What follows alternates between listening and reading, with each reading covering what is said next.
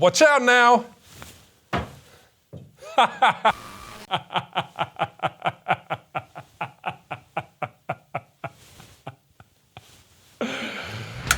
What's up, everyone? Tomorrow is the beginning of season 15 of Blaseball. I'm excited, you're excited, and we are here with a recap of what happened in the last 3 seasons. It's time for the Blaseball Roundup. Season 12 began years after the events of season 11, and I tell you what, this anchor feels great. I don't feel a day over. The start of season 12 was great weather for Blaseball. A smattering of Sun 2 and black holes, a dash of feedback weather, a sprinkling of peanuts, and just a few solar eclipses to keep players on their toes. However, the ILB had hardly any time to enjoy it before we were plunged into yet another fan-made crisis. If you watched the last Blaseball Roundup, you'll remember that after winning 3 championships, the Crabs became the first team to ascend and leave the league. Well, wherever they went, it seems they began work on a new, improved Chesapeake racetrack and ballpark, aka the Crabitat. However, official reports state that in doing so, they broke too much ground. Breezing past several dire warnings, the Crabs indirectly breached the very rift between their new home and ours, collapsing them back into the Blaseball League they just left, like a fart disobeying the very laws of physics to re-enter the human that just expelled it. The good news is that wherever the Crabs came from, they weren't the only team to get sucked through the rift. I am thrilled to announce the arrival of 3 new teams, bringing the total number of teams in the ILB to 24! I am thrilled to oh, okay, are you gonna do this 3 times? Because that's less. I am thrilled to announce the arrival of, it's got confetti on, the arrival of the Ohio Worms from Ohio, the Atlantis Georges from Atlantis, and the core mechanics from deep below the surface of the Earth. I've just heard the core mechanics are not from below the surface from the Earth. They're from a place called the Pillars, which is a shame because the Pillars aren't below the surface of the Earth, and that was a really good bit. Everybody, please make our 3 new teams feel right at home, because it's not totally clear if they can ever go home again. But more importantly, this rift is still open and absolutely gushing with cosmic immateria, which has flooded many of the ILB's scheduled games. But it takes more than a riptide of indeterminate origin for the ILB to consider stopping play. Instead, flooding has been categorized as a new kind of weather that sometimes sweeps players off their feet and occasionally out of games and sometimes out of the league. But don't worry, because so far, almost all of these players have been able to find their way back to their teams in a few days or weeks. Finally, a discussion of Season 12 wouldn't be complete without mention of Churby Short, batter for the Yellowstone Magic.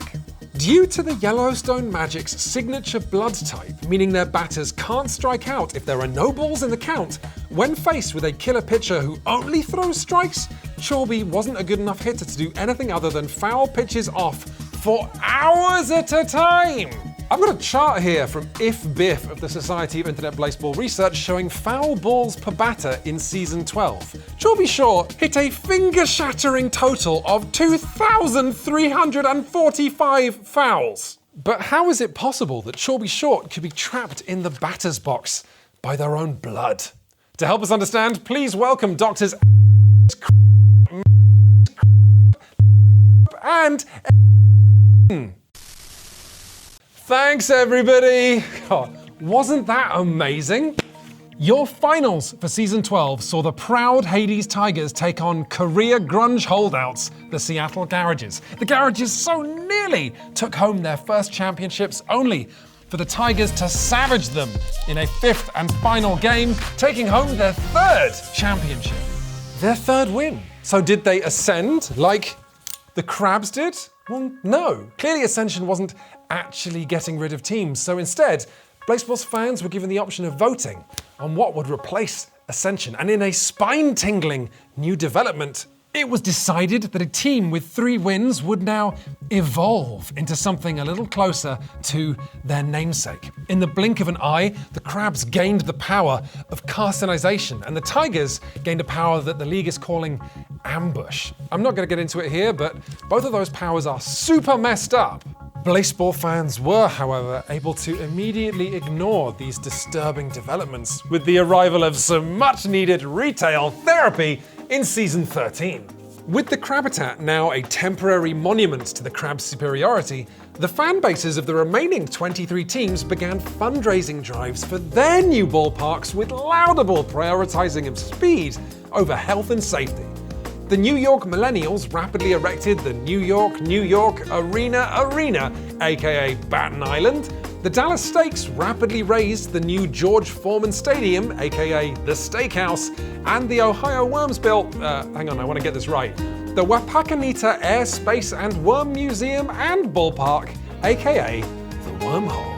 However, when building these ballparks, each team was given a selection of prefabricated frames to choose from, and in one of the funniest accidents that this anchor has ever seen, no less than 6 teams chose the Loge prefab, utterly persuaded by a description that read, "Open air and easy access make this the perfect event space." What this meant in practice is that the Loge stadiums are completely open to the elements, leading to a terrific quantity of injuries. Pitcher Combs Estes of the Breckenridge Jazz Hands had maybe the worst season in Blaseball history thus far. Halfway through Season 13, Estes swallowed a stray peanut falling from the sky and suffered a crippling allergic reaction. A couple of weeks later, a burst of feedback shuffled the Jazz Hands roster so that Combs wasn't a pitcher anymore, but a batter, which they were real bad at. 8 days later, they had their blood drained in a game against the Houston Spies, and then on the second to last game of the season, 2 days from a well-deserved rest, Combs caught fire and dies. At this point in the program, we're going to have a brief moment of silence for all of the Blaseball athletes who lost their lives in seasons 12 through 14.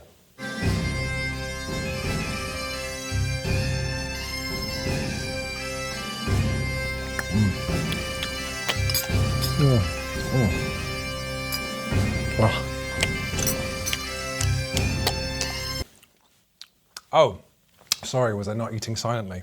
Oh, that does remind me that the monitor, who was previously the overseer of the Hall of Flame containing Blaseball's dead players, was promoted to Blaseball's head of food and beverage, which is ominous, but also delicious. So what else happened in Season 13? Well, there was one game where pitcher Montgomery Bullock took on opposing pitcher Montgomery Mullock. That was a real highlight. Oh, there was also a game between the San Francisco Lovers and the Hawaii Fridays where pitcher Yosh Carpenter pitched for both teams, with observers stating that Yosh just never left the pitcher's mound, although as yet we're uncertain whether this was a ripple in space-time or Yosh was just super confused. Now, your finals for Season 14 saw the really quite good now, actually, Los Angeles Unlimited Tacos take on returning champions, the Baltimore Crabs. And in a 3-game-to-0 shutout, the Crabs made of the Tacos to claim their 4th championship victory. Next up was Season 14, in which things got weird. Given the option of renovating their new stadiums, no less than half the league chose to install cool new psychoacoustic sound systems. But these had a weird interaction with the cosmic entity known as the microphone, which is believed to be a kind of undying broadcast of deceased Blaseball player Wyatt Mason. Now, in the terrific burst of static that followed, every team that built one of these psychoacoustic sound systems found a copy of Wyatt Mason had been birthed or broadcasted, or if you prefer, birthcasted onto that team. But stranger still, when these duplicates of Wyatt Mason faced with one another in games, they would cancel one another out as if they had never existed.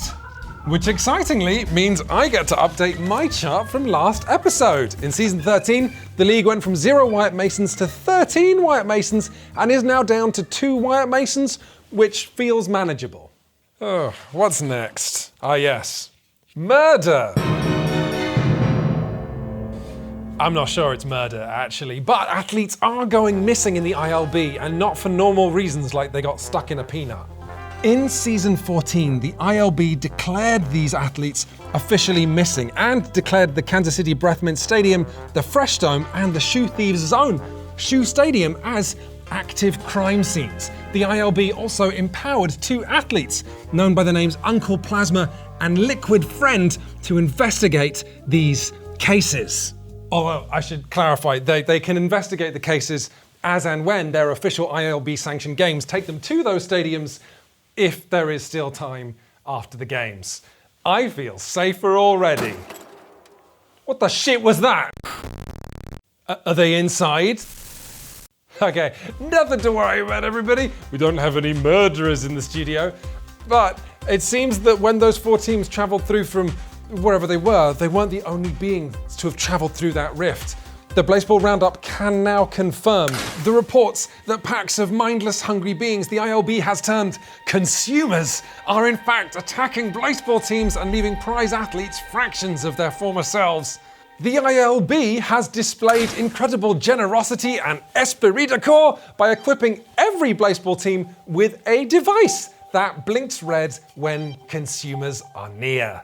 The red light first appeared next to the Hades Tigers, and so everyone had a great time joking it was a laser pointer. That is, until consumers showed up and absolutely Hades batter Nicholas Mora.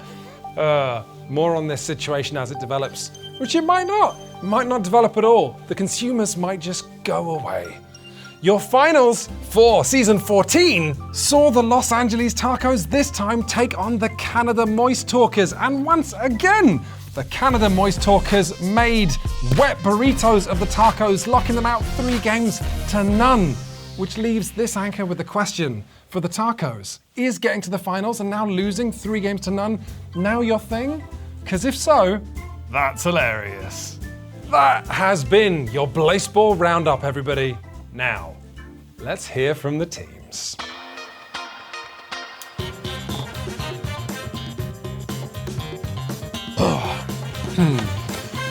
Apparently, some of the teams that I leveled constructive criticism at in the last Blaseball Roundup had nothing better to do than respond, and I am legally obligated to read some of these out.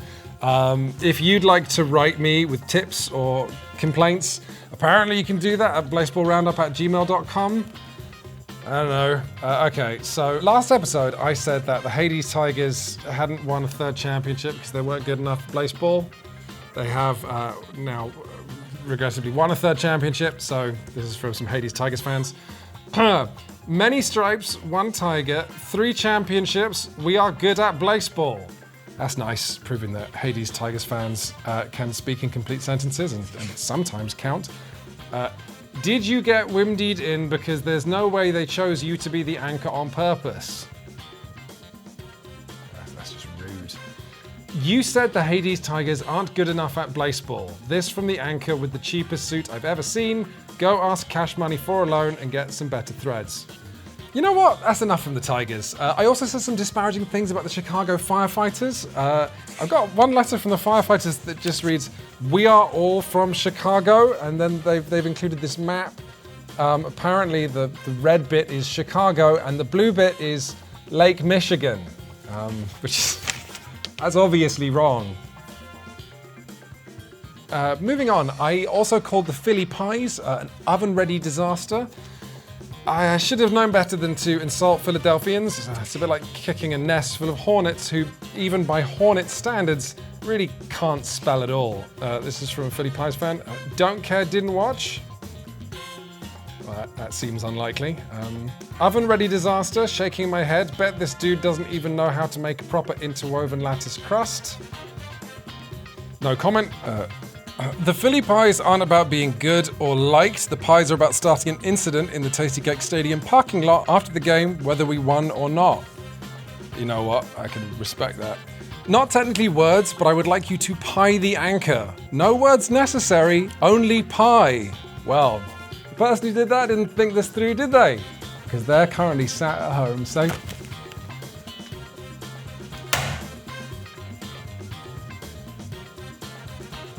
Turn the cameras off!